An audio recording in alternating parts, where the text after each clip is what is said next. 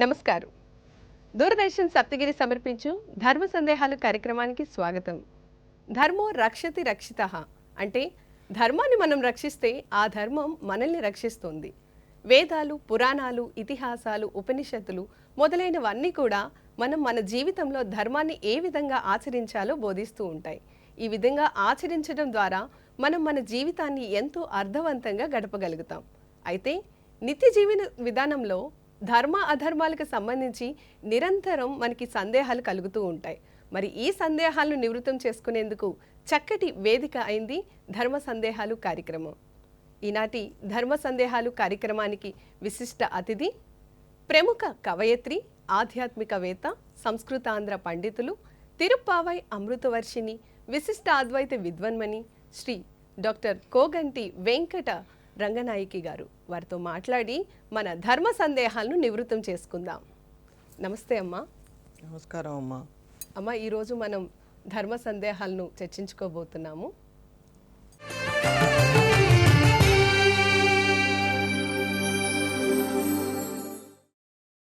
ముందుగా పూర్ణిమ గారు విజయవాడ నుంచి అడుగుతున్నారమ్మా, పూజకు పువ్వులు లేనప్పుడు ఏం చేయాలి, వివరించగలరు? మనకి నవవిధ భక్తుల్ని భాగవతం చెప్పింది. శ్రవణం కీర్తనం విష్ణు స్మరణం పాదసేవనం అర్చనం వందనం దాస్యం సఖ్యమాత్మ నివేదనం. అందులో అర్చనం అనేటటువంటిది ఒక భక్తి. ఈ అర్చనకి సాధారణంగా పుష్పాలు వాడుతూ ఉంటాం. పువ్వులతో పూజ చేస్తే చాలా మంచి కలుగుతుంది. లోకంలో చెప్తూ ఉంటారు, పూజ కొద్దీ పురుషుడు, దానం కొద్దీ బిడ్డలు అని. మంచి పూలతో పూజ చేస్తే మంచి భర్త వస్తాడు అని కూడా. ఆ లెక్క ప్రకారం మంచి మంచి పూలు తీసుకొని వచ్చి భగవంతుడికి ఆరాధించాలి అని ఒక సంప్రదాయం. అయితే మీరు అడిగిన ప్రశ్న ఏమిటంటే, పువ్వులు లేకపోతే ఏం చేయాలి? మరి పూజ మానుకుంటామా? మానుకోవటానికి వీల్లేదు. పువ్వులు కూడా మనకి అందంగా కనిపించాయి అని ఏ పువ్వు పడితే ఆ పువ్వుతోటి అర్చన చేయటానికి వీలు లేదు. పువ్వులు సుకుమారంగా ఉండాలి, అందంగా ఉండాలి, మెత్తగా ఉండాలి. అటువంటి పుష్పాలతోనే అర్చన చెయ్యమని మనకి శాస్త్రం చెప్పింది. అయితే ఆ పూలు ఒక్కొక్కప్పుడు లభ్యమవుతాయి, ఒక్కొక్కప్పుడు మనకి దొరకవు. అటువంటప్పుడు ఏం చేయాలి అన్నది పెద్ద ప్రశ్న. పూలు ఇవాళ మనం ఏం చేస్తున్నామంటే, ఒకసారే మనం కొట్లకి వెళ్ళి పువ్వులు తెచ్చుకొని చలువ పెట్టెల్లో ఉంచుకొని ఒక వారం రోజులు అర్చన చేస్తున్నాం. అది ఈ కలియుగ ధర్మం. అసలు ఇవాళ కోసిన పువ్వును రేపు అర్చన చేయకూడదు అని శాస్త్రం చెప్పింది. అసలు పూలే లేనప్పుడు నిన్నటి పువ్వా, ఇవాల్టి పువ్వా, రేపటి పువ్వా, ఈ మీమాంస ఉండదు. మరి పూలు అంటే ఏమిటి? మనం అనుకుంటున్న పుష్పాలేనా, వేరే పుష్పాలు ఏమైనా ఉన్నాయా అన్న ప్రశ్న వేసుకుంటే, స్వామికి మనం సమర్పించవలసినటువంటి పుష్పాలు ఈ అనుకుంటున్న మల్లెలు, మొల్లలు, సన్నజాజులు, విరజాజులు కానే కావట. అహింసా ప్రథమం పుష్పం పుష్పమింద్రియ నిగ్రహ.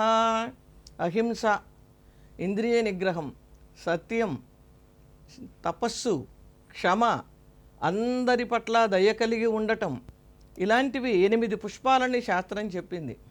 ఈ 8ంటిని మనం భగవంతుడి పట్ల సమర్పించకపోయినా ఇందులో ఏదో ఒక పుష్పాన్ని ప్రదానం చేసుకునైనా స్వామికి సేవ చేయాలి అన్నది అంతరార్థం. అలా మనం సేవ చేయాలి అంటే మనలో మానసికమైనటువంటి పరివర్తన రావాలి. ఆ మానసికమైన పరివర్తన రావటానికి మనం పువ్వులతో ఆరాధన చేయగా అటువంటి పరివర్తన మన మనస్సుకి ఏర్పడుతుంది. శంకర భగవత్పాదులు కూడా ఓ చక్కని మాట చెప్పారు. ఏమీ తెలియనటువంటి వాడు పూల కోసం పాకులాడతాడు. ఇతను ఏం చేస్తాడు, ఎక్కడ అందమైన పువ్వు ఉంటే ఆ పువ్వుని తీసుకొని వచ్చి స్వామికి సమర్పించాలి అని తాపత్రయపడతాడు. గభీరే కాసారే విశతి విజనే కోర విపినే విశాలే శైలే జభ్రమతి కుసుమార్థం జడమతి సమర్ప్యైకం చేత సరసిజముమానాథ భవతే సుఖేనావస్థాతుం జనైహ న జానాతి కిమహో. చాలా ఆశ్చర్యంగా ఉంది స్వామి. మనస్సు అనే పుష్పాన్ని నీ పాదపద్మాల చెంత ఉంచి సుఖంగా ఉండటం ఈ ప్రజకి తెలియటం లేదు. పూల కోసంగా లోతైనటువంటి చెరువుల్లో దిగుతున్నాడు, ఎత్తైన కొండలు ఎక్కుతున్నాడు, విశాలమైన భూమిలో తిరుగుతున్నాడు. దీంతోనే కాలక్షేపం అయిపోతున్నది. తన మనస్సు అనేటటువంటిది పద్మాన్ని నీకు సమర్పించేస్తే పుష్పంగా ఈ సమస్య ఉండదు కదా అని శంకర భగవత్పాదులు చెప్పారు కనుక ఆ స్థాయి మనకి రావాలి అంటే మనం పుష్పాలని అర్చన చెయ్యాలి. పుష్పాలు లేనప్పుడు మన మనస్సునే పుష్పంగా మలచుకొని స్వామిని ఆరాధించాలి. ఇది చాలా సులభమైనటువంటి మార్గం, ఏ విధమైనటువంటి ఖర్చు లేనటువంటి మార్గం, భగవంతుడు మనకి సన్నిహితుడై ఉండేటటువంటి మార్గం. పువ్వులు లేనప్పుడు ఎలా పూజ చేయాలని చాలా చక్కగా వివరించారమ్మా.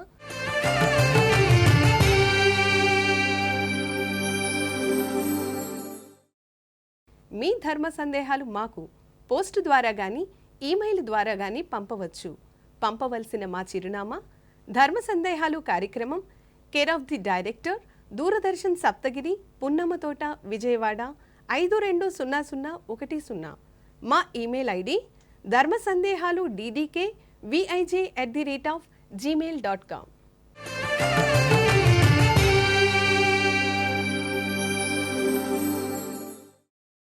అమ్మ, తదుపరి ప్రశ్న లావణ్య గారు హైదరాబాద్ నుంచి అడుగుతున్నారు. కొంతమంది ఇంట్లో ఈశాన్య మూలలో నీళ్లతో చెంబు ఉంచుతారు, ఎందుకని వివరించగలరు? ఈశాన్య మూల నీటి చెంబుని ఉంచటం ఎందుకు? దీనికి సమాధానం చెప్పాలి అంటే కొంచెం సమయం పడుతుంది. అయినా మనం సూక్ష్మంగా తెలుసుకుందాం. ఈశాన్యం అనేది జలస్థానం, అలాగే దేవతాస్థానం. ప్రతి ఇంటిలో పూర్వకాలంలో ఈశాన్యం మూల బావి ఉండేది. ఆ బావిలో ఎప్పుడూ నీరు ఉండేది. నీరు లేని బావులు అసలు ఉండేవే కాదు. వేసవి కాలం వస్తే బావులను పూడిక తీయించటం అనేవాళ్ళు. అంటే ఈ వానకి వచ్చినటువంటి నీటి వల్ల, ఆ జల ద్వారా వచ్చిన బురద వల్ల లోపల ఉన్నటువంటి జలలకి అడ్డం పడి ఊరటం తగ్గిపోతుంది కనుక దాన్ని తీయించటాన్ని పూడిక అంటారు. వేసవికాలం రాగానే ఆ పూడికలు తీసేటటువంటి పని చేసేవాళ్ళు. ఎప్పుడూ ఈశాన్య మూల బావిలో నీరుంటే ఆ ఇల్లంతా చల్లగా ప్రశాంతంగా ఉంటుంది. ఈశాన్యం పల్లంగా ఉండాలి అని చెప్తారు. అందుకోసమనే బావులు తవ్వేవారు. ఇంకొకటి జలస్థానం. ఏ స్థానంలో ఏది ఉండాలో ఆ స్థానంలో అది ఉంటే ఆ ఇల్లు చాలా శోభాయమానంగా ఉంటుంది. ఇవాళ ఉన్నటువంటి వాతావరణంలో బావులు చాలా కనుమరుగైపోతున్నాయి కనుక ఈశాన్య మూల జలస్థానం కనుక ఒక పాత్రని మనం ఆ ఈశాన్య మూల ఉంచటం అనేది పెద్దలు చేసినటువంటి ఒక సంప్రదాయం. ఆ పెట్టేటటువంటి పాత్రని కూడా రాగి పాత్ర అయితే మరింత క్షేమంకరం. రాగి చెంబులో నీళ్లు నిలువ ఉంచి తాగితే ఆరోగ్యానికి ఎంతో మేలు చేస్తుంది అని మన శాస్త్రాలు పురాణాలు చెప్పటం కాదు, విదేశీయులు కూడా పరిశోధన చేసి ఈ సత్యాన్ని నిరూపించారు. చాలామంది ఒక రాగి చెంబుకి పసుపు రాసి లేకపోతే గంధం రాసి దాని కుంకుమ బొట్టు పెట్టి దాని నిండా నీరు నింపి ఈశాన్యం మూల ఉంచి మరుసటి రోజున ఆ నీటిని వేరే పాత్రలోకి వంపుకొని వాటిని వారు తాగి మళ్ళీ కొత్త నీటిని నింపి పాత్రని ఉంచుతూ ఉంటారు. ఎందుకని అంటే ఈశాన్యము, ఆ ఈశాన్యము మూల జలస్థానమైనందువలన జలానికి ప్రాధాన్యాన్ని ఇవ్వాలి కనుక అక్కడ జలం ఉంచాలి కనుక భూగర్భ జలాన్ని మనం ఉంచటానికి అవకాశం లేనప్పుడు పాత్రలో జలాన్ని పోసి ఆ మూల కనుక ఉంచినట్లయితే ఆ ఇల్లు బాగుంటుంది, ఆ యజమాని బాగుంటాడు, ఆ ఇంట్లో ఉన్నటువంటి ప్రజలందరికీ కూడా మనశ్శాంతిగా ఉంటుంది అని ఈశాన్య మూల కలశం అంటాం మనం. అలా చెంబుతో నీళ్ళని ఉంచటం అనేది పెద్దలు ఏర్పాటు చేసినటువంటి ఒక సంప్రదాయం. అమ్మ, ఈ ఈశాన్య మూలలో నీళ్లతో చెంబును ఉంచడం అనేది ఆరోగ్యపరంగాను శుభప్రదంగా అని తెలియజేశారు. అమ్మ, మరొక ప్రశ్న శిరీష గారు అవనిగడ్డ నుంచి అడుగుతున్నారు. దీపారాధన చేసినప్పుడు పాటించవలసిన నియమాలేమిటో వివరంగా చెప్పగలరు? దీపారాధన చేసేటప్పుడు ఎటువంటి నియమాలని పాటించాలి అన్న ప్రశ్న వేశారు. అసలు మనం ఏ పని చేస్తున్నా నియమాలు పాటించాల్సిందే. అయితే భారతీయ సిద్ధాంతము ఏ శుభ కార్యక్రమం చేస్తున్నా దీప ఆరాధన, దానినే జ్యోతి ప్రజ్వలనము అంటున్నారు. సభలు లేక పూజలు ఏవి చేస్తున్నా మొట్టమొదట మనం చేసే పని దీప ఆరాధన. దీప ఆరాధన అంటే దీపము చేత స్వామిని ఆరాధించుట, దీపమును ఆరాధించుట అని రెండు అర్థాలున్నాయి. ముందుగా దీపాన్ని ఆరాధించాలి. ఎందుకని అంటే దీపమే భగవంతుని యొక్క స్వరూపం కనుక ముందు దీపాన్ని ఆరాధించాలి. ఆ దీపాన్ని ఆరాధించటమే దీపారాధన. దీపముతోటి స్వామిని ఆరాధించుట అనే అర్థం రెండవ అర్థం. అయితే ఈ దీపారాధన చేసేటప్పుడు మనం ఏ నియమాలను పాటించాలి అన్నది ఇప్పుడు మనం తెలుసుకోవాలి. ప్రతి దానికి ఒక నియమం ఉంది. శుభపరంగా దీపారాధన చేసేటప్పుడు చక్కగా జడ ముడి వేసుకుని స్నానం చేసిన తరువాత మంచి శుభ్రమైనటువంటి వస్త్రాలు ధరించి నుదుట తిలకం అంటే కుంకుమ ప్రధానంగా ధరించి కాలికి పసుపు రాసుకుని అప్పుడు దీపారాధన చెయ్యటం అనేది ప్రధానంగా పాటించవలసినటువంటి నియమం. ఉద్దీప్య స్వజాత వేదో అపఘ్నన్ నిరుతిం మమ అనే మంత్రం చదువుతూ పురుషులు, వైదికులు అంటే వేదం చదువుకున్న బ్రాహ్మణులు దీపారాధన చేస్తారు. ఆడవాళ్ళైతే దీపంజ్యోతి పరం బ్రహ్మ దీపంజ్యోతి పరాయణం దీపేన సాధ్యతే పాపం దీపలక్ష్మి నమోస్తుతే అని దీపాన్ని లక్ష్మిగా భావించి దీప ప్రజ్వలనం చేసి ఆ దీపానికి చక్కగా పసుపు కుంకుమ పువ్వులతో అలంకరిస్తారు. ఈ నియమము శుభ కార్యక్రమాలకి పాటించేటటువంటి నియమం. అశుభ కార్యక్రమాలకి జడ కొసల నుండి, తల కొసల నుండి నీరు జారుతున్నప్పుడు తడి బట్టలతోటి అలంకారం లేని దీపానికి ఆరాధన చెయ్యటం అంటే దీపాన్ని వెలిగించటం మాత్రం చేస్తారు. ఎవరైనా మరణించినప్పుడు ఆ దీపాన్ని తలవైపున ఉంచుతారు. అప్పుడు దీపానికి ఆరాధన అనేది ఉండదు. పసుపు రాయటం, కుంకుమ పెట్టడం, పువ్వులు పెట్టడం అనేవి ఉండవు. అప్పుడు పాటించవలసిన నియమాలు తడి వస్త్రాలు, జుట్టు వెంట నీరు కారటం. మంచి వాటికి ఇవి పనికిరావు కనుక మంచిగా దీపం వెలిగించేటప్పుడు ఈ నియమాలను పాటించాలి. ఏదైనా అశుభ కార్యక్రమాలప్పుడు ఎవరైనా ఈ దేహాన్ని విడిచినప్పుడు పార్థివ శరీరం దగ్గర దీపారాధన చేసేటప్పుడు తప్పనిసరిగా తడిబట్టలే కట్టుకోవాలి. కొసల నుండి నీళ్లు కారేటప్పుడే దీపారాధన చెయ్యాలి. ప్రతి ఒక్కరికి కూడా అమ్మ ఈ దీపారాధనకి సంబంధించి అనేక సందేహాలు ఉంటాయి. చాలా చక్కగా వివరించారమ్మా.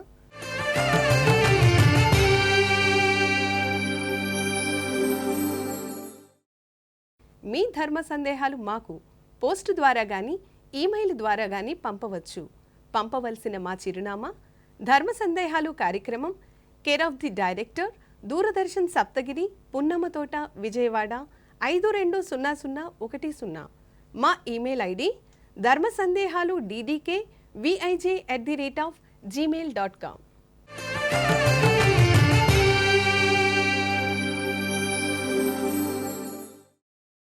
మా తదుపరి ప్రశ్న జీవి రమణమూర్తి గారు గుంటూరు నుంచి అడుగుతున్నారు. తిరుపతి వెంకటేశ్వరుడు ఏకశిలా విగ్రహం కాదని చదివాను, వివరించగలరు? తిరుపతి వెంకటేశ్వరుడు ఏకశిలా విగ్రహం కాదు అన్నది ఏదో పుస్తకంలో వారు చదివినట్లుగా వ్రాశారు. అసలు దేవతా విగ్రహాలు ఏవైనా ఒక శిలతోనే నిర్మింపబడతాయి, కానీ అతుకులుగా దేవతా విగ్రహాలు ఉండటం అనే విషయం నేను చదివిన గ్రంథాల్లో నాకు కనపడలేదు. ఇప్పుడు మనం భవనాలు అతుకులుగా వేసుకుంటున్నాం, కానీ దేవతా విగ్రహాలు అతుకులుగా ఉండటానికి అవకాశం లేదు. ఎంత విగ్రహాన్ని చెక్కాలనుకుంటున్నారో ఆ పరిమాణానికి ఇంకా అధికంగా ఉన్నటువంటి శిలని స్థపతి ఎంచుకుంటాడు. ఈ శిల్పాలను చెక్కేవాళ్ళని, దేవాలయ నిర్మాణం చేసేవాళ్ళని స్థపతులు అంటారు. వాళ్ళకి ఒక శాస్త్రం ఉంటుంది. ఆ శాస్త్ర ప్రకారమే వాళ్ళు ఈ శిలని సిద్ధం చేస్తారు. ఆ శిల వాళ్ళు చెప్పినట్టుగా వింటుంది, మనం చెప్పినట్టుగా వినదు. వాళ్ళు ఆ శిల నిద్రపోయే సమయం వాళ్ళకి తెలుస్తుంది, శిల మెత్తగా ఉండేటటువంటి సమయం వాళ్ళకి తెలుస్తుంది. ఏ శిల అర్చనకి పనికి వస్తుందో తెలుస్తుంది. అవన్నీ మనకి తెలియవు. మనం చూస్తే అన్నీ ఒక రాళ్ళుగానే ఉంటాయి. కానీ ఆ శాస్త్రం తెలిసిన వాళ్ళు ఆ శిలని ఎంపిక చేసుకుని సుత్తి తీసుకుని శాణం తీసుకుని విగ్రహాన్ని చెక్కుతూ ఉంటే ఈ శిల్పి యొక్క మనస్సులో ఏ భావన ఉంటుందో ఆ భావానికి అనుగుణంగా ఆ శిల మారుతూ ఉంటుంది. శిలకు శిల్పికున్న శ్రీమదద్వైతమ్ము కళల గుండెవాడే తెలియగలడు అంటారు ఇంద్రగంటి హనుమత్ శాస్త్రి గారు. ఆ శిలని ఎలా మలుసుకోవాలో శిల్పికి తెలుస్తుంది. ఒక పెద్ద ఎంత విగ్రహమైనా సరే ఒకే శిలతో సిద్ధం చేస్తున్నారు. పొన్నూరు ఆంజనేయ స్వామి పెద్ద విగ్రహం ఒకే శిలతో ఏర్పాటు చేశారు. పైగా ఈ వెంకటేశ్వర స్వామి ఒకే రాతితో చేయబడినటువంటి విగ్రహం. అయితే లోకంలో ఒంటిమిట్టలో ఉన్నటువంటి కోదండరామస్వామి ఏకశిలా విగ్రహము అనేటటువంటి ఒక ప్రసిద్ధి వచ్చింది. ఆ నగరం పేరు ఒంటిమిట్ట. దాన్ని సంస్కృతంలో ఏకశిల అన్నారు. ఏకశిల పురవాస సీతారామ అని ఒక కీర్తన బాగా ప్రసిద్ధిలో ఉంది. ఆ నగరం పేరు ఏకశిల. అక్కడ ఏకశిల రాముడు అంటే రాముడు సీత లక్ష్మణులు ముగ్గురిని కలిపి ఒక పెద్ద శిల మీద ఆ శిల్పి చెక్కాడు. ముగ్గురికి కలిపి సరిపోయినంత శిలని ఏర్పాటు చేసుకుని శిల్పం చెక్కారు కనుక ముగ్గురు మూర్తులని ఒక శిల మీద తీర్చిదిద్దినందువల్ల దానికి ఏకశిల అనే పేరు వచ్చింది. కానీ ఏ విగ్రహమైనా ఒకే శిలతో చెక్కబడుతుంది కానీ వేరువేరుగా చెక్కపడదు. గొప్ప ఆరితేరిన శిల్పులు ఆ లోపల కూడా చక్కగా తొలిచి ఇప్పుడు ఎక్కడి దాకా అవసరం లేదు, పురాణాలతో మనకు పని లేదు. బేలూరు అటువైపు శిల్పాలు కనుక మనం చూసినట్లయితే లోపలంతా చక్కగా తొలిచేస్తారు. మనం కంట్లో నుంచి వేలు పెడితే నోట్లో నుంచి బయటకు వచ్చేటట్టుగా తొలవగలిగిన శక్తి స్థపతులకి మాత్రమే ఉంటుంది. మరి ఆ స్థపతులు అనుష్ఠానం చేసుకుని వాళ్ళ యొక్క తపశ్శక్తి చేత వాళ్ళు అనుకున్నటువంటి విగ్రహము భక్తులందరికీ కనువిందు చేసేటట్లుగా తీర్చిదిద్దుతారు కనుక శ్రీ వెంకటేశ్వర స్వామి విగ్రహాన్ని ఒకే శిలతో నిర్మించారు. అసలు స్వయంభువు అని కూడా చెప్తూ ఉంటారు కనుక ఆ స్వయంభువుగా మనం నమ్ముతున్నప్పుడు ఒక శిలతో చేశారా, 3 ముక్కలు అతికించారా అన్న ప్రశ్నకే తావే లేదు.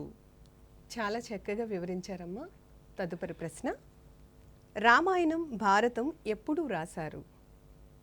రామాయణం భారతం ఇప్పటి చరిత్ర అప్పటి చరిత్ర చాలా తేడా ఉంటుంది. రామాయణం అనేది ఈనాటి చరిత్రకి అందేటటువంటి విషయమే కాదు. ఇవాళ క్రీస్తు శకాన్ని ఆధారం చేసుకుని మనం లెక్కలు కట్టుకుంటున్నాం. కానీ రామాయణం కొన్ని లక్షల సంవత్సరాల క్రితం జరిగినటువంటి కథ అయినప్పటికీ నిన్న మొన్న జరిగిన కథ వలె మనం అనుభవిస్తున్నాము అంటే అది వాల్మీకి మహర్షి యొక్క గొప్ప తపశ్శక్తి. ఇక మీరు అడిగిన ప్రశ్న ఎప్పుడు వ్రాశారు అనేది, రామాయణం జరుగుతూ ఉండగానే వ్రాయబడినటువంటి అద్భుతమైన కావ్యం. దీనికి మనకి ప్రమాణం ఏమిటి అంటారు. వాల్మీకి ఆశ్రమానికి నారద మహర్షి వచ్చినప్పుడు వాల్మీకి మహర్షి నారద మహర్షిని అడుగుతాడు, కోన్వస్మిన్ సాంప్రతంలోకే గుణవాన్ కశ్చ వీర్యవాన్. ఇప్పుడు ఈ లోకంలో గుణవంతుడెవరు, పరాక్రమవంతుడెవడు, నీతిమంతుడెవడు, ధర్మజ్ఞుడెవడు అని 16 ప్రశ్నలు వేస్తే ఆ 16 ప్రశ్నలకి చెప్పిన సమాధానమే రామాయణం. కనుక రామాయణం రాముడు ఉండగా రాముని కథ జరుగుతూ ఉండగా వాల్మీకి మహర్షి చేత వ్రాయబడింది అంటానికి ఈ మొట్టమొదటి సర్గలో ఉన్నటువంటి శ్లోకం మనకి పరమ ప్రమాణంగా కనపడుతున్నది. కాబట్టి రామాయణం రామకథ జరిగేటప్పుడే వ్రాసినటువంటి అద్భుతమైన కావ్యం. ఇక భారత విషయానికి వస్తే భారతాన్ని ఎప్పుడు వ్రాశారు, భారతాన్ని ఎవరికి వినిపించారు? జనమేజయుడికి వినిపించారు. ఈ భారతం అనేది మనకి కలియుగంలో ప్రారంభమైంది. ద్వాపరాంతంలో కలియుగంలో వచ్చినటువంటి మహాగ్రంథం 5000 సంవత్సరాల క్రితం వచ్చింది అని ఇప్పుడు చరిత్ర మనకి చెబుతున్నది. భారతం పాండవుల నిర్యాణం అయిన తరువాత వ్యాస భగవానులు దివ్య దృష్టితోటి, అసలు వ్యాస భగవానుల యొక్క వంశమే ఈ పాండవులు కనుక వ్యాస భగవానుడికి తెలియనటువంటి అంశం లేదు.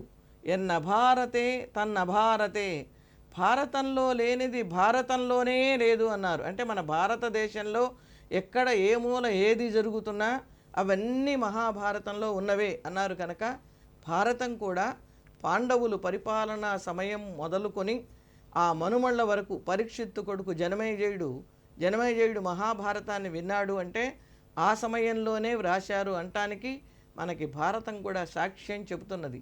ఎప్పుడు వ్రాశారన్నదానికంటే ఎంత బాగా రాశారు. రామాయణంలో ఉన్నవన్నీ నిజాలే, భారతంలో ఉన్నవన్నీ నిజాలే.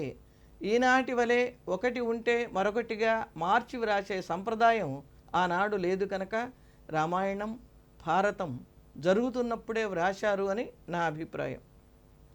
ఈ యొక్క సందేహం చాలా మందికి ఉంటుందమ్మా, చాలా చక్కగా వివరించారు. అమ్మ, మరొక సందేహం. శివునికి వినాయకునికి వివాదం జరిగి శివుడు వినాయకుని తలని ఖండించిన తర్వాత నిజం తెలిసి ఎక్కడో ఉన్న ఏనుగు తలను తెచ్చి పెట్టారని అంటారు కదా, మరి అక్కడే ఉన్న అసలు తలను పెట్టి ఎందుకు ప్రాణం పోయలేదు? ఇది వినాయక చవితి రోజున మనం అందరం చదువుకునే కథలో ఉన్నటువంటి ఒక విషయం. అయితే మనం చదువుకునేటప్పుడు ఒక్కొక్కప్పుడు సందేహాలు రావు, సమాధానాలు తోచవు. మనం విడిగా కూర్చుని ఆలోచించేటప్పుడు కొన్ని ప్రశ్నలు మనకి సందేహాలు కలుగుతూ ఉంటాయి.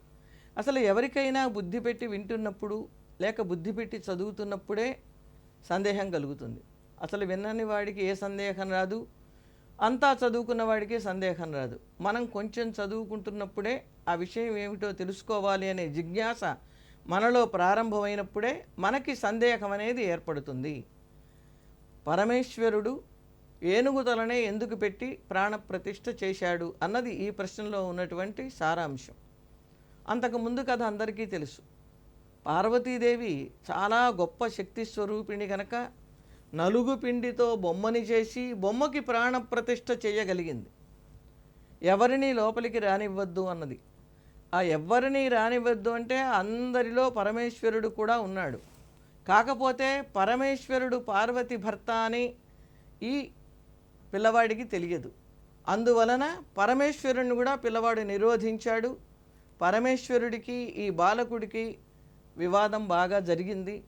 ఇంకా చేసేది లేక శేషం కోపేన పూరయేత్తని మనం ఏం చేయలేనప్పుడు కోపాన్ని ప్రదర్శిస్తారు. ఆ కోపంతో తన త్రిశూలంతో ఆ పిల్లవాడి తలని ఖండించాడు పరమేశ్వరుడు. సరే, పార్వతి వచ్చింది, విలపించింది. తాను చేసిన సృష్టి గనక మరింత శోకించింది. పార్వతి శోకాన్ని చూసి తట్టుకోలేక పరమేశ్వరుడు ఒక ఏనుగు తలని తెచ్చి ఆ పిల్లవాడి ముఖానికి అతికించి ప్రాణప్రతిష్ఠ చేశాడు. ఇక్కడ మీ సందేహం ఏమిటంటే ఆ పిల్లవాడి తలే పెట్టచ్చు కదా, ఏనుగు తలని ఎందుకు తెచ్చి పెట్టాలి అని. ఆ ఏనుగుకి ఒక చరిత్ర ఉంది. మామూలు ఏనుగులు కావవి. గజాసురుడు అని ఒక రాక్షసుడు. వాడు గజాసురుడు కనుక అంటే ఏనుగు వలె పట్టుదల కలిగిన వాడు, ఏనుగు వలె మదం కలిగినటువంటి వాడు. ఆ విషయం మనకి తెలియటానికి వాడి ముఖం ఏనుగు రూపంగా ఉంది. ఈ గజాసురుడు పరమేశ్వరుడి కోసం తీవ్రమైన తపస్సు చేశాడు. ఆ పరమేశ్వరుడు ప్రత్యక్షమైనాడు. ఆయన్ని బోళాశంకరుడు అంటారు. ఏం వరం కావాలి అన్నాడు. నీ ఉదరంలో నేను కూర్చుంటాను, నా ఉదరంలో నీవు కూర్చోమన్నాడు. అలాగేనని పరమేశ్వరుడు ఒప్పుకున్నాడు. ఆ ఉదరంలో కూర్చున్నాడు. మరి ఆ ఉదరంలో ఉన్న స్వామిని వెలుపలికి తీసుకొని రావాలి ఎలా అని పార్వతీదేవి బాధపడుతూ ఉంటే బ్రహ్మ, శ్రీ మహావిష్ణువు గంగిరెద్దుల వేషంలో ఒకరు ఎద్దుగా ఒకరు ఎద్దుని ఆడించేవాడుగా ఆ గజాసురుడి దగ్గరికి వెళ్ళారు. అద్భుతంగా ఆడారు, పాడారు. మామూలు వాళ్ళు ఆడి పాడితేనే మనం మైమరచిపోతాం. అటువంటిది బ్రహ్మ విష్ణువు ఆడితే ఇంకా అద్భుతానికి చెప్పేదే ఉంది. రాక్షసుడు కూడా మాయలో పడి చాలా బాగా ఆడారు, మీకేం కావాలి అన్నాడు. మీ ఉదరంలో ఉన్న పరమేశ్వరుణ్ణి ఇవ్వండి అన్నారు. అప్పుడు ఎద్దు తన కొమ్ముతోటి ఆ గజాసురుడి పొట్టని చీలిస్తే పరమేశ్వరుడు వెలుపలికి వచ్చాడు. మరణిస్తూ ఆ గజాసురుడు ఒక కోరిక కోరాడు. స్వామి, నీవు నాలో ఉన్నావు ఇంతకాలం, ఇప్పుడు నేను దేహాన్ని విడుస్తున్నాను, నా ముఖం పూజనీయమయ్యేటట్లుగా అనుగ్రహించమన్నాడు. ఈ వరం ఇచ్చాడు పరమేశ్వరుడు. తానిచ్చిన వరాన్ని తాను సఫలం చెయ్యటం కోసంగా ఆ గజాసురుడి ముఖాన్ని తీసుకొని వచ్చి, అంటే ఏనుగు తలని తీసుకొని వచ్చి ఇక్కడ ఉన్నటువంటి పిల్లవాడి మొండానికి అతికించి ప్రాణప్రతిష్ఠ చేశాడు. ఈ కథని మనం వినాయక చవితి రోజున తప్పకుండా చదువుకుంటాం. విడి రోజుల్లో కూడా వినాయకుడిని స్మరించుకుంటే మనం చేసే పనులకి విఘ్నాలు ఉండవు కనుక స్వామి ఆ తలని పెట్టి ఆ పిల్లవాడి తలనే అతికించి ప్రాణప్రతిష్ఠ చేయదగిన శక్తి సంపన్నుడైన తన భక్తుడికిచ్చిన వరాన్ని చెల్లించటం కోసంగా ఏనుగు ముఖాన్ని అంటించి ప్రాణప్రతిష్ఠ చేశాడు. ఇది పరమేశ్వరుడి భక్త వాత్సల్యానికి ఉదాహరణగా నాటి నుండి నేటి వరకు మన చరిత్రలో నిలిచిపోయింది. అమ్మ, వినాయకుని కథను చాలా చక్కగా వివరించారు.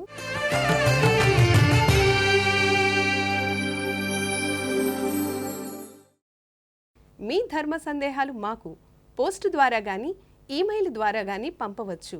పంపవలసిన మా చిరునామా ధర్మ సందేహాలు కార్యక్రమం, care of the director, Doordarshan Saptagiri, Punnamathota, Vijayawada 520010. మా ఈమెయిల్ ఐడి ధర్మ సందేహాలు ddkvij@gmail.com.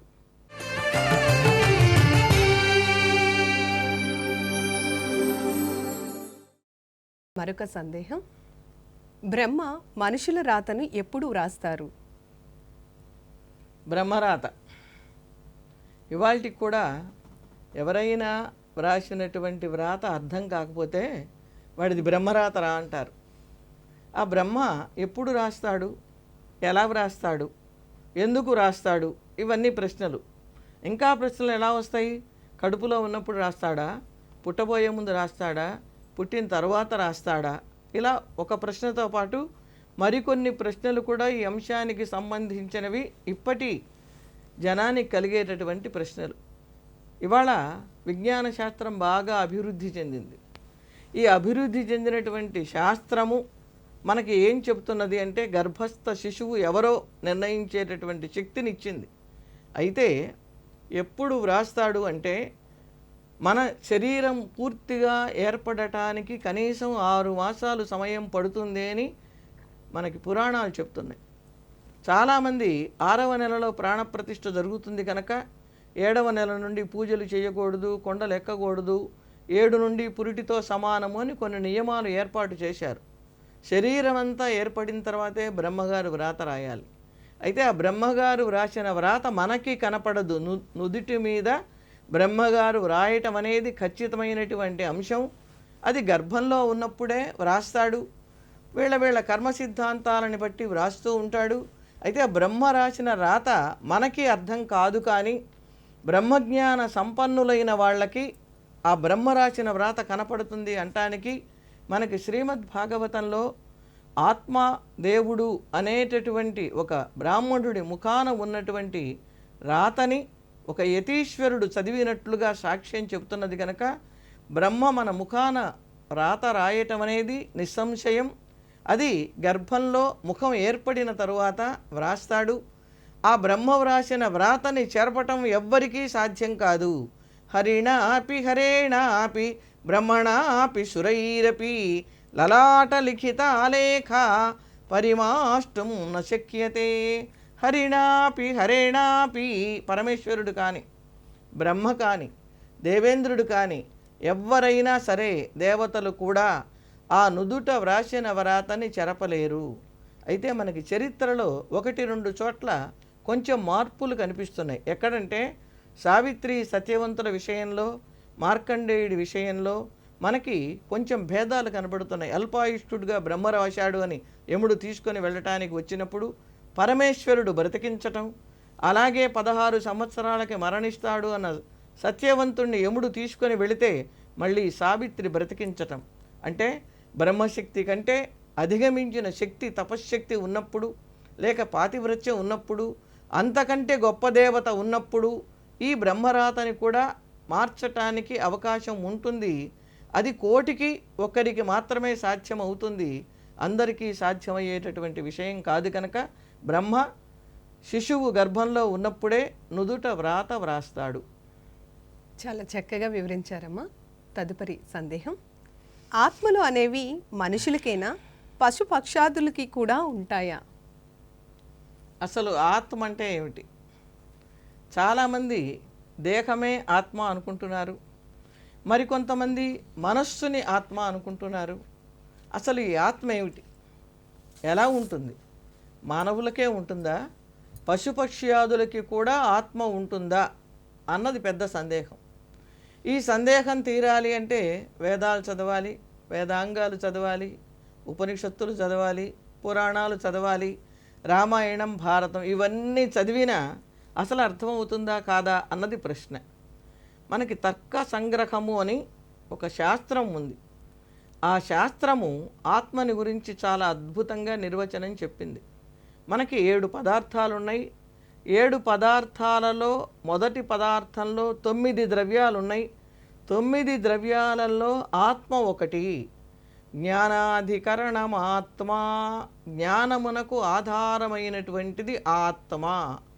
ఈ ఆత్మ ఎన్ని రకాలుగా ఉంటుంది అంటే తర్కశాస్త్రం మనకి 2 రకాలుగా చెప్పింది.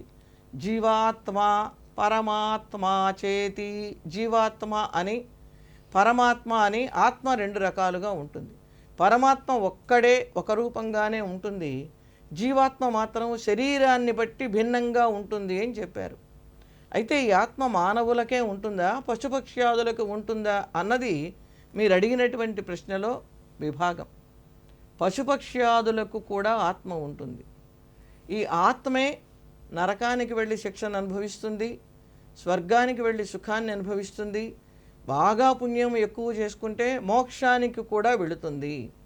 అయితే అలా స్వర్గానికి మోక్షానికి వెళ్ళినటువంటి ఆత్మలు ఏమైనా ఉన్నాయా? నరకానికి వెళ్ళబోయిన ఆత్మను ఏమంటారు? చనిపోయిన తర్వాత ఆత్మను ఏమంటారు అంటే చనిపోయిన తర్వాత ఆత్మని ప్రేత అంటారు. ప్రేత ఆనందే ఎవరికి కూడా సంస్కారం చెయ్యరు. జన్మ ప్రభృతి ఏతావత్ క్షణ పర్యంతం, పుట్టినప్పటి నుండి ఇప్పటి వరకు ఈ జీవుడు చేసినటువంటి పాపాలకి ప్రాయశ్చిత్తం చేస్తున్నాము అని పురోహితులు మంత్రాలు చదువుతారు. అయితే ఈ ప్రేతాత్మ ఎప్పుడు విముక్తిని పొందుతుంది అంటే ఆ వారసులు సక్రమమైనటువంటి కర్మ మార్గాన్ని ఆచరించినప్పుడు, లేక వారి పేర పుణ్య కార్యక్రమాలు చేసినప్పుడు ఆ పుణ్యం వల్ల ఆ ప్రేతాత్మ నరకం నుండి మోక్షానికి వెళ్ళటానికి అవకాశం ఉంటుంది. అట్లాంటి కథలు మనకి భారతంలో, భాగవతంలో చాలా బాగా కనిపిస్తున్నాయి. అయితే ఈ ఆత్మ మానవ శరీరం నుండి వెళ్ళిన తర్వాత మళ్ళీ మానవ దేహాన్ని పొందుతుందా? మానవ దేహాన్నే పొందుతుంది అనటానికి ఎక్కడా ప్రమాణాలు లేవు. ఆడవాళ్ళు చనిపోతే ఆడవాళ్ళుగా పుడతారా, మగవాళ్ళు చనిపోతే మగవాళ్ళుగా పుడతారా, మనిషి చనిపోతే మనిషిగానే పుడతారా? ఇలా పుట్టడానికి అవకాశం లేదు. ఎంత గొప్ప పుణ్యం చేసుకున్న వాళ్ళు స్వర్గానికి వెళతారు. ఆ స్వర్గంలో కొంతకాలం సుఖాలు అనుభవిస్తారు. వీళ్ళ పుణ్యం ఉన్నంత వరకు అక్కడ సుఖాలు అనుభవిస్తారు. ఈనాడు కనుక విదేశానికి వెళ్ళిన వాళ్ళు 5 నెలలో 6 నెలలో అక్కడ ఉండే అవకాశం, అనుమతి ఉన్నంత వరకు ఉండి తిరిగి మళ్ళీ మన దేశానికి వచ్చినట్లుగా తేతంగత్వా స్వర్గలోకం విశాలం క్షీణే పుణ్యే మర్త్యలోకం విశంతి అని మనకి భగవద్గీత చెప్పింది. ఈ భగవద్గీత చెప్పిన విషయమే వేదాలలో ఉంది. స్వర్గలోకానికి వెళ్ళి పుణ్యాన్ని అనుభవించి పుణ్యం అయిపోయిన తర్వాత ఆ జీవుడు మళ్ళీ ఈ లోకానికి వస్తాడు. అయితే ఈ లోకానికి ఆ జీవుడు ఎలా వస్తాడు అన్న విషయాన్ని బృహదారణ్యకం చాలా అందంగా చెప్పింది. అక్కడ పుణ్యమంతా అయిపోయిన తర్వాత మళ్ళీ ఈ జీవుడు భూలోకానికి పుట్టేటప్పుడు మానవ దేహమే వస్తుందంటానికి నమ్మకం లేదు. ఈ జీవుడు వర్ష రూపంగా కానీ ఒక జ్యోతి రూపంగా కానీ నేల మీద పడతాడు. ఆ వర్ష బిందువు ఒక ఆకు మీద పడితే ఆకుని మేక మేస్తే మేక కడుపున పడతాడు. లేక ఒక అద్భుతమైనటువంటి సరస్సులో పడితే ఒక పద్మంగా పుడతాడు. ఆ పద్మం స్వామి పాదాలకి చెందుతుంది. ఇలా 84 లక్షల జీవరాశులు ఉంటే 84 లక్షల జీవరాశులలో ఏ రకంగానైనా ఈ ఆత్మ పుట్టడానికి అవకాశం ఉంది. ఈ ఆత్మకి మరణం లేదు. అది తగలబెడితే తగలబడదు, నీళ్లల్లో ముంచితే తడవదు. ఇదంతా కూడా భగవద్గీతలో కృష్ణ పరమాత్మ మనకి వివరించాడు. కనుక ఆత్మ అనేది స్త్రీకి కానీ పురుషుడికి కానీ పశువులకు కానీ మనుష్యులకు కానీ అందరిలో ఉండేటటువంటి ఆత్మ ఒకటే. అది చేసినటువంటి ప్రారంధాన్ని బట్టి మళ్ళీ జన్మలెత్తుతూ ఉంటుంది. గజేంద్రుడున్నాడు, ఒక పశువుగా పుట్టాడు, మోక్షానికి వెళ్ళాడు. కనుక జటాయు ఉన్నాడు, రాముని చేత సంస్కారాన్ని పొంది మోక్షానికి వెళ్ళాడు. మోక్షానికి వెళ్ళటానికి శరీరం ఏ విధమైనటువంటి కారణం కాదు అని ఆత్మ నిరూపించింది కనుక ఆత్మలు శరీరాన్ని బట్టి వేరువేరుగా ఉంటాయి, కానీ ఒకటే. ఒకే బంగారాన్ని అనేక ఆభరణాలు చేసినట్టుగా ఆత్మ అనేది ఉన్నటువంటి ఉపాధిని బట్టి భిన్న భిన్నంగా కనపడుతుంది. స్త్రీలు స్త్రీలుగా పుడతారని నమ్మకం లేదు, పురుషులు పురుషులుగా పుడతారని నమ్మకం లేదు, పశువులు మనుషులుగా పుట్టచ్చు, మనుషులు వివేకాన్ని కోల్పోయి పాపాన్ని చేస్తే క్రిమికీటకాలుగా కూడా జన్మించడానికి అవకాశం ఉంటుంది. ఆత్మకు సంబంధించి చాలా చక్కగా వివరించారమ్మా. తదుపరి ప్రశ్న, పెళ్ళిళ్ళు ఎవరికి ఎవరు అనేవి ఎవరు నిర్ణయిస్తారు?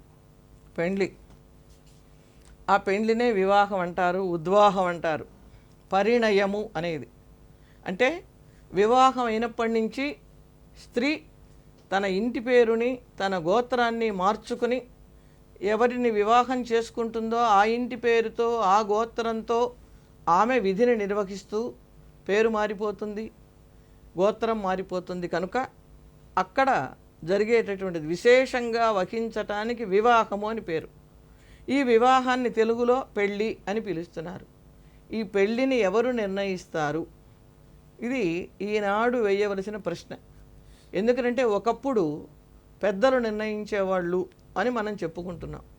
ఇప్పుడు ఎక్కడైనా పెళ్లి కుదిరింది అని శుభలేఖ ఇస్తే శుభలేఖ చూడగానే అందరూ వేసే ప్రశ్న, పెద్దలు నిర్ణయించిందా అంటే పెద్దలు నిర్ణయించకుండా చేసుకునేటటువంటి వివాహాలు ఎక్కువైనందువలన ఈ ప్రశ్న పుట్టుకొచ్చింది. అసలు ఈ పెద్దలు కూడా వీళ్ళకిచ్చి వివాహం చేయాలి అనేటటువంటి బుద్ధిని కలిగించిన వాడెవడు అంటే భగవంతుడు. జన్మాంతర సంబంధాన్ని బట్టి ఈ వివాహ బంధం అనేది ఏర్పడుతుంది అని, 7 జన్మల బంధము అని, 7 అడుగుల సంబంధము అని మనకి సినిమా పాటలు కూడా చెప్తున్నాయి. 7 జన్మలకి భగవంతుడు ముడి వేసి పెడతాడు అంటారు. ఈ 7 జన్మల క్రితం ముడివేయటానికి ఈ ఇద్దరు జీవులు చేసినటువంటి కర్మ కూడా కారణమవుతుంది అని కర్మ సిద్ధాంతం చెప్తున్నది. అంటే ఇద్దరూ చేసినటువంటి కర్మలు, ఇద్దరూ సమానమైన కర్మలు చేస్తే సమానంగా కలిసి మళ్ళీ ఆ కర్మానుభవాన్ని అనుభవించటానికి వివాహ బంధం అనేది ఒకటి ఏర్పడుతుంది. ఈ వివాహ బంధం పెద్దలు ఎంపిక చేస్తే ఉండేటటువంటి మార్గం ఒకటి. ఈ పెద్దలు ఎంపిక చేయటానికి ప్రధానమైనటువంటి వాడు పరమాత్మ. ఆ పరమాత్మ విధి లిఖితమైనప్పుడే అది జరుగుతుంది. అయితే ఇవాళ సమాజంలో కొన్ని మార్పులు వచ్చినందువలన పెద్దవాళ్ళు నిర్ణయించేదే ఉంది, పెద్దలకు ఏం తెలుస్తుంది, మా అభిప్రాయాలకు అనుగుణంగా ఉన్న వాళ్ళని మేమే ఎంపిక చేసుకుంటాం అన్న ప్రశ్నలు మాటలు మనకి వినిపిస్తున్నాయి. కానీ పూర్వకాలంలో పెళ్ళిళ్ళు నిర్వహించటం ఎవరు ఏర్పాటు చేసేవాళ్ళు అంటే గురువుగారు ఏర్పాటు చేసేవాడు. రామాయణం చూడండి, శ్రీరామచంద్రుడంతటి వాడికి విశ్వామిత్ర మహర్షి పూనుకుని సీతమ్మ రామునికి తగినది అని మిథిలకు తీసుకొని వెళ్ళి వివాహం చేయించాడు. ఎందుకని గురువుగారు వివాహం చేయించాలి అన్న ప్రశ్న ఉంటే, చిన్నతనంలో వీళ్ళని గురుకులాలకు పంపిస్తే వీళ్ళకి ఊహ తెలిసినప్పటి నుండి వీళ్ళ అభిరుచులు ఏమిటో గురువుగారి భార్య బాగా తెలుసుకునేవాళ్ళు. వీళ్ళకి తగినటువంటి ఇల్లాలని తీసుకొని వస్తే బాగుంటుంది అని వాళ్ళు ఆలోచించేవాళ్ళు. తల్లిదండ్రుల కంటే కూడా పిల్లల యొక్క భవిష్యత్తుని, పిల్లల యొక్క మనస్తత్వాన్ని గురువులు చదివేవాళ్ళు. అలా బ్రహ్మలోకానికి కూడా వెళ్ళి పిల్లల్ని తీసుకొని వచ్చిన వాడు అగస్త్య మహర్షి. ఇలా ఉన్నాయి కనుక మరి బ్రహ్మగారు ఆనతిస్తేనే ఇవన్నీ జరుగుతాయి. రాముడు శ్రీ మహావిష్ణువైన మానవుడుగా అవతరించాడు కనుక ఆ మానవుడు తను ఒక గురువును ఆశ్రయించి గురువుగారు చెప్పింది విని వివాహం చేసుకున్నాడు కనుక గురువుల అనుమతి, తల్లిదండ్రుల అనుమతితో చేసుకున్నటువంటి వివాహం సీతారామ కళ్యాణమైనందువల్ల ఆనాటి నుండి ఈనాటి వరకు ఆదర్శ దాంపత్యానికి సీతారాముల్నే అందరూ ఆరాధిస్తున్నారు. కాబట్టి ఇది విధి నిర్ణయించినటువంటి ముహూర్తము. విధి అంటే బ్రహ్మ. అందుకనే శుభలేఖలలో కూడా దైవజ్ఞులు నిర్ణయించినారు అని మనకి వేస్తున్నారు. కాబట్టి దైవమే వివాహాన్ని నిర్ణయిస్తుంది. ఆ దైవమే తల్లిదండ్రులకు ప్రేరణని కలిగిస్తుంది. ఆ ప్రేరణ ద్వారా వివాహాలు జరుగుతాయి అనేటటువంటిది మీ సందేహానికి నా సమాధానం. చాలా చక్కగా వివరించారమ్మా. తదుపరి ప్రశ్న, వినాయకునికి ఎన్ని దంతాలు ఉన్నాయి? వినాయకుడికి ఎన్ని దంతాలు ఉన్నాయి? ప్రస్తుతం మనకందరికీ తెలిసింది ఒక్క దంతం ఉన్నట్లు. మనం ఏ పని చేస్తున్నా ఎవరిని ప్రార్థిస్తాము? అగజానన పద్మార్కం గజానన మహర్నిశం అనేకదం తం భక్తానాం ఏకదంతముపాస్మహే. ఒక్క దంతం ఉన్నటువంటి వినాయకుడికి నమస్కారం అంటున్నాం. కానీ ఒక దంతం సగం కోసి కనపడుతున్నది. అసలు ఏనుగులకి 2 దంతాలు ఉంటాయా? ఇంకా ఎక్కువ ఉండే అవకాశం ఉంటుందా అంటే ఐరావతానికి 4 దంతాలు ఉన్నాయి. ఆ తరువాత ఐరావత జాతికి చెందినటువంటి ఏనుగులకి కూడా 4 దంతాలు ఉంటాయి. వాటిని భద్రగజాలు అని పిలుస్తారు. భద్రగజాలు, మంద్రగజాలు, భద్రమంద్రాలు, మంద్రభద్రాలు, రకరకాలుగా ఏనుగుల జాతులని గురించి రామాయణం అయోధ్య పురాన్ని వర్ణించేటప్పుడు పేర్కొన్నది. ఆ దృష్టితో కనుక చూసినట్లయితే వినాయకుడికి 4 దంతాలుండి ఉండాలి. కారణం ఏమిటి అంటే ఒకసారి పార్వతీ పరమేశ్వరులు ఏకాంత సమయంలో ఉన్నప్పుడు ఎవ్వరినీ లోపలికి రానివ్వవద్దు అని వినాయకుడిని వాకిట్లో కాపలా పెట్టారు. ఆ సమయంలో పరశురాముడు వచ్చాడు. పరశురాముడు చాలా తీవ్రమైనటువంటి వాడు. గండ్రగొడ్డలు చేతిలో ఉంది. లోపలికి వెళ్ళాలి పరమేశ్వర దర్శనానికి అడిగితే ఆ పరమేశ్వరుడి ఆజ్ఞ మేరకు వినాయకుడు లోపలికి పంపించటానికి ఒప్పుకోలేదు.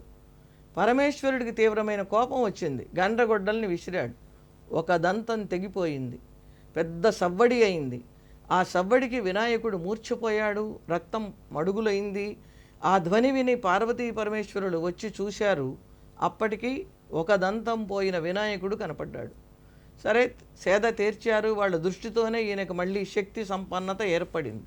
వినాయకుడు దంతాన్ని చూసి రావణాసురుడు తన యొక్క స్త్రీలకి విలాసంగా దంతపత్ర శోభలు దిద్దుకోవటానికి బాగుంటుంది అని ఒక దంతాన్ని పెరికి వేశాడు అని, ఆ దంతం మళ్ళీ పుట్టలేదు అని మాఘకావ్యం సాక్షి అని చెప్తున్నది. ఇక ద్వాపర యుగంలో వ్యాసుల వారు మహాభారతాన్ని వ్రాస్తున్నప్పుడు అవి ఇవి నిలవటం లేదని వ్యాసుడు చెబుతూ ఉంటే ఆగకుండా రాయాలి అన్న నియమం వ్యాసుల వారు ఏర్పాటు చేసినందుకు కుదురుగా కూర్చోగలిగిన శక్తి కలిగిన వినాయకుడు ఏవీ లాభం లేదని తన దంతాన్ని పెరికి దాంతో భారతాన్ని వ్రాశాడు అని మనకి ఈనాటికి కూడా బదరికా వనంలో వినాయకుడి గుహ దగ్గర వ్యాసుల వారి విగ్రహము, వినాయకుడి విగ్రహము ప్రత్యక్షంగా కనపడుతున్నాయి. ఈ ప్రకారం మనం చూసినట్లయితే 3 దంతాలు పోయాయి. ఇక మిగిలింది ఒక్క దంతమే. ఏకదంతముపాస్మహే. అందుకని ఆ ఏకదంతుడు, ఒకే దంతం ఉన్నవాడు, ఆయనకి దంతం ఒకటున్నా అనేకదం తం, మనం ఎన్ని కోరికలు అడిగినా అన్ని కోరికలని తీర్చేవాడు కనుక అనేకదం, అనేకములైనటువంటి వాటిని ఇచ్చేవాడు ఏకదంతుణ్ణి నేను ఉపాసన చేస్తున్నాను అని కీర్తిస్తున్నాను. కాబట్టి అందులో మన వినాయకుడి ముఖం సామాన్యమైన ముఖం కాదు. కాబట్టి వినాయకుడికి 4 దంతాలు ఉంటే ఈ చెప్తున్నటువంటి పురాణ కథలు ఆధారంగా 3 దంతాలు లుప్తమైతే ఒక్క దంతం మిగిలింది. అమ్మ చాలా చక్కగా వివరించారు. అమ్మ, తదుపరి ప్రశ్న. పాండవుల్లో పెద్దవాడు ధర్మరాజు. కానీ 5గురిలో సహదేవునికి అన్ని విషయాలు తెలిసినప్పటికీ ఎందుకు చెప్పలేదు? పాండవులలో పెద్దవాడు ధర్మరాజు, చిన్నవాడు సహదేవుడు. సహదేవుడు అశ్విని దేవతల అంశతో పుట్టాడు కనుక సహదేవుడికి తెలియని విషయాలు లేవు. దేవతాంశ వలన ధర్మాలు కూడా సహదేవుడికి తెలుసు. సహదేవుడంటే కుంతికి చాలా ఇష్టం. మరి అన్నీ తెలిసినప్పటికీ సహదేవుడు ఎందుకని మాట్లాడలేదు సమయం వచ్చినప్పుడు అన్నది ప్రశ్న. పెద్దవాళ్ళు ఉండంగా చిన్నవాళ్ళు ధర్మానికి సంబంధించి మాట్లాడకూడదు. చిన్నవాడు మాట్లాడితే ఏమవుతుంది? కౌరవులలో చిన్నవాడైన వికర్ణుడు ధర్మం చెప్పినా ఎవ్వరూ వినలేదు. ఆనాడు భీష్ముడిని మించినటువంటి ధర్మవేత్త ఆ సభలో లేరు. భీష్ముడే మౌనం వహించాడు అంటే దానికి ఏదో కారణం ఉంటుంది అని ఆలోచించుకుని పాండవులు కూడా సమాధానం చెప్పగలిగి ఉండి కూడా సమాధానం చెప్పటానికి వెనుకాడారు. ధర్మరాజుకు తెలియని ధర్మం లేదు కనుక బాగా ధర్మాలు తెలిసిన వాళ్ళ ముందు కొంచెం ధర్మాలు తెలిసిన వాళ్ళం మాట్లాడటం అనేది వివేకం కాదు. వయస్సులో చిన్నవాడైనటువంటి సహదేవుడికి విషయాలు తెలిసినప్పటికీ ధర్మరాజు గొప్పవాడు కనుక, ధర్మాన్ని ఆచరించేవాడు కనుక, ధర్మాత్ముడి ముందు తాను ధర్మాన్ని మాట్లాడటం అనేది సముచితం కాదు, అధర్మము అనేటటువంటి ఆలోచనతో సహదేవుడు తనకి తెలిసిన విషయాలని కూడా చెప్పకుండా మౌనంగా ఉన్నాడు.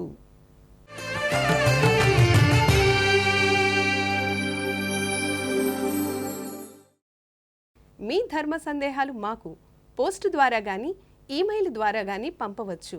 పంపవలసిన మా చిరునామా ధర్మ సందేహాలు కార్యక్రమం, care of the director, Doordarshan Saptagiri, Punnamathota, Vijayawada 520010.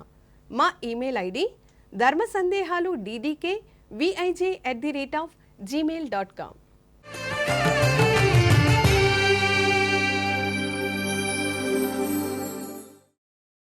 చివరి సందేహం, ఆషాఢ మాసంలో పెళ్ళిళ్ళు ఎందుకు చేయరు? ఆషాఢ మాసంలో పెళ్ళిళ్ళు ఎందుకు చెయ్యరు? చాలా మంచి ప్రశ్న. కొన్ని ఈ కాలం వాళ్ళు కూడా పాటిస్తున్నారు. కొంతమంది సింగినాదం, జీలకర్ర ఇది ఒక ప్రశ్న అని కొట్టేస్తున్నారు. ఆషాఢ మాసానికి శూన్యమాసము అని పేరు. శూన్యం అంటే ఏమీ లేదు, ఇక సున్నా. శూన్యమాసంలో ఏ పని చేసినా ఫలితం శూన్యంగా ఉంటుంది. మనకి కాలమానం ఉత్తరాయణం, దక్షిణాయనం అన్నప్పుడు మరి దక్షిణాయనంలో శ్రావణ మాసంలో పెళ్ళిళ్ళు చేస్తున్నారు కదా, ఆషాఢంలో ఎందుకు చెయ్యరు అని మళ్ళీ ప్రశ్న పుడుతుంది. ఋతువులు 6 అయినా కాలాలు 3. ఈ కాలాలు ఒక్కొక్క కాలం 4 నెలల పాటు ఉంటుంది. ఈ కాలమాన ప్రకారం ఆషాఢం నుంచి వర్ష కాలం మొదలవుతుంది. వానాకాలం 3 నెలలు, చలికాలం 3 నెలలు, వేసవికాలం 3 నెలలు. ఇది లెక్క. ఋతువులైతే 6. ఈ ఆషాఢ మాసానికి వచ్చేసరికి విపరీతమైన గాలి దుమారాలు రావటం, వానలు కురవటం, బురదగా ఉండటం, సరి అయినటువంటి వాతావరణ వ్యవస్థ లేకపోవటం, ఇవన్నీ ఒక కారణాలు. పూర్వకాలంలో ఇప్పటి వలె అద్భుతమైన కళ్యాణ మండపాలు, దానికి తగినటువంటి వసతులు లేవు. ఎవరి వాకిట్లో వాళ్ళు ఒక తాటాకుల పందిరి వేసుకుని బంధుమిత్రుల్ని పిలుచుకుని సంప్రదాయము, శాస్త్రము, మంత్రాలు ప్రధానంగా వివాహాలు జరిపించేవాళ్ళు. ఇవాళ బాగా సంపన్నులైన వాళ్ళు ఈ విద్యుత్ దీపాలంకరణలకి, పుష్పాలంకరణలకి చేసేటటువంటి వ్యయంతో సామాన్యుల వివాహాలు 10 చేయించవచ్చు. ఒకటి, వాతావరణ అనుకూలం లేకపోవటం. రెండవది శూన్యమాసం. మూడవది, ఈ శూన్యము అనేది పాపాన్ని పోగొడుతూ పుణ్యాన్ని పండించేటటువంటిది కనుక చాతుర్మాస్య దీక్షలు తీసుకుని స్వాములు వారందరూ మంచి మంచి మాటలు చెప్పేటటువంటి కాలం. కాలమాన ప్రకారంగా ఆషాఢమాసం దేవతలకి సంధ్యా సమయం. సంధ్యా సమయంలో భగవంతునికి సంబంధించినటువంటి పనులు మాత్రమే చేయాలి, కానీ లౌకికమైనటువంటి పనులు చేయకూడదు అని ఒక నియమం ఉంది. ఇప్పుడు కూడా అసుర సంధ్యా సమయం, రాక్షసులు సంచరించే సమయంలో మధ్యాహ్నం ఆ సాయంకాల సమయంలో మనం పడుకోకూడదు, మనం తినకూడదు, ఏ పనులు చేయకూడదు అన్నారు. మరి అప్పుడు ఏం చేయాలి? దీపాన్ని వెలిగించుకుని చక్కగా భగవద్ధ్యానం చేసుకోమన్నారు. ఈ భగవద్ధ్యానం రాక్షసులకు శక్తినివ్వదు. భగవద్ధ్యానం తప్ప మనం ఏ పని చేసినా అది రాక్షసులకు శక్తినిచ్చేటటువంటి సమయం కనుక ఆ సమయం ఆషాఢమాసం అయినందువలన ఆషాఢమాసంలో చేసేటటువంటి వివాహాలు రాక్షస కృత్యాలుగా పరిగణింపబడతాయని పెద్దలు ఆషాఢమాసం శూన్యమాసం కనుక వివాహాది శుభకార్యక్రమాలు చేయవద్దు అని ఒక నియమాన్ని ఏర్పాటు చేశారు. కనుక శూన్యమాసంలో లౌకికమైనటువంటి వానికి సంబంధించినటువంటి శుభకార్యక్రమాలు ఏమీ చేయటానికి వీలు లేదు. మరి అనుకోకుండా ఆకస్మికంగా జరిగేటటువంటి వాటిని కూడా కొంతమంది వాయిదా వేసుకుంటారు. ఇప్పుడు ఎవరైనా పిల్లలు పుట్టినా నెల కాకపోతే 3వ నెలన చేసుకుందాం అనుకుంటారు. రజస్వరులైతే తప్పనిసరి గనక వేడుకలు చేసుకుంటారు. ఆ వేడుక చేయటంలో ఆంతర్యం ఏమిటి అంటే 10 మంది ముత్తైదువులు వచ్చి పిల్లని ఆశీర్వచనం చేస్తే ఏ తల్లి నోటిలో అద్భుతమైన శక్తి ఉంటుందో తెలియదు కనుక ఏదైనా దోషాలుంటే ఆ దోషాలన్నీ కూడా ఆ సుమంగళుల యొక్క ఆశీస్సుల చేత దోషాలు తొలగి ఈ స్త్రీకి సకల సౌభాగ్యాలు కలుగుతాయని పూర్వకాలంలో చేసినటువంటి ఏర్పాటు. ఆ ఏర్పాటుని చాలామంది అనుసరించారు. అనుసరించిన వాళ్ళందరూ కూడా ఆయురారోగ్య ఐశ్వర్యాలతో తలతూగారు.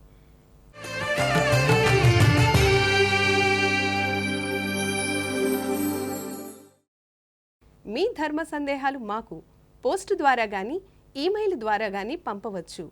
పంపవలసిన మా చిరునామా ధర్మ సందేహాలు కార్యక్రమం, care of the director, Doordarshan Saptagiri, Punnamathota, Vijayawada 520010.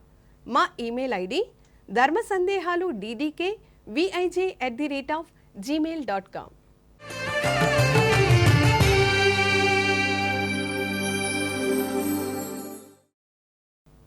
అమ్మా, ప్రేక్షకులు అడిగిన ధర్మ సందేహాలకు చాలా చక్కటి వివరణ అందించారు.